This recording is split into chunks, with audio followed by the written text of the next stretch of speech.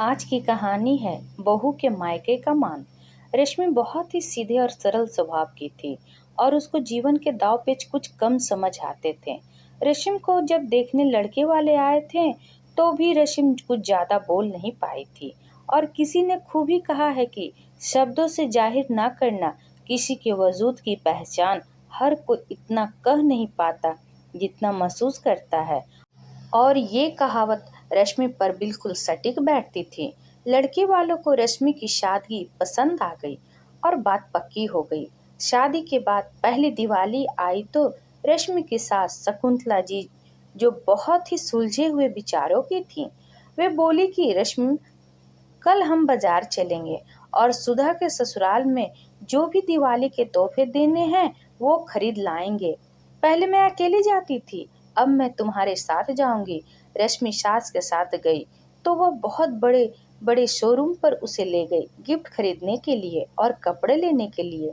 क्योंकि रश्मि middle class की थी तो वे कभी ऐसी जगह पर नहीं गई थी। उसको बहुत अच्छा लग रहा था।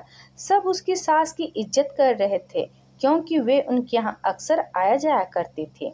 जब ये सब रश्मि को अच्छा लग रहा था, वहाँ उसका दिल बैठा जा रहा था कि उसके मायके वाले इन सब के बराबरी कैसे करेंगे, क्योंकि दिवाली के बाद भैया दूज थी और अब उसकी ननद के लिए इतना सब हो रहा था तो उनको भी शायद उम्मीद हो जाए।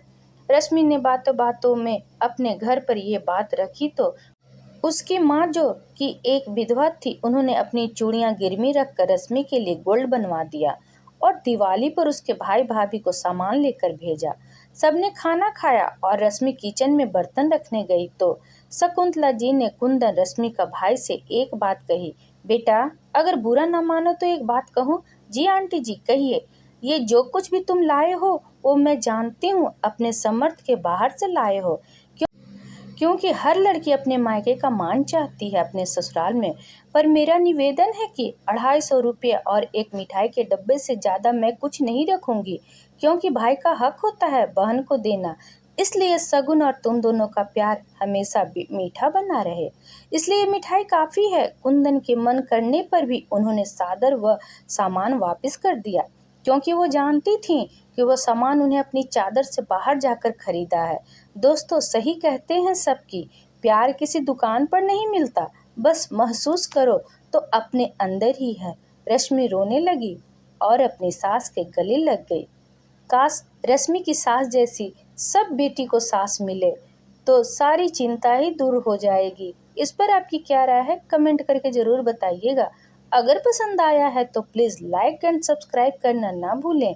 इसी तरह और भी कहानी सुनने के लिए कृपया बेल आइकन को दबाना ना भूलें। वीडियो देखने के लिए आपका बहुत बहुत धन्यवाद।